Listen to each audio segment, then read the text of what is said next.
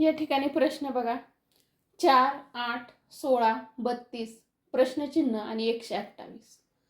आता या प्रश्नाचा विचार केल्यानंतर आपल्या काय लक्षात येतं, तर 4 गुणिले 2 केल्यानंतर काय येतं, तर 8 येतं. काय केलं या ठिकाणी, 4 गुणिले 2 बरोबर 8.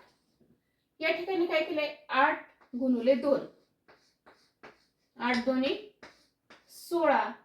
या ठिकाणी 16 गुणिले 2, 16 गुणिले 2, 16 दोन्ही 32. मग प्रश्नचिन्हाच्या जागी कोणती संख्या येईल, तर 32 गुणिले 2 केल्यानंतर किती येईल, तर 64 येईल. म्हणजेच पर्याय क्रमांक 4 64 ही संख्या काय होईल, प्रश्नचिन्हाच्या जागी.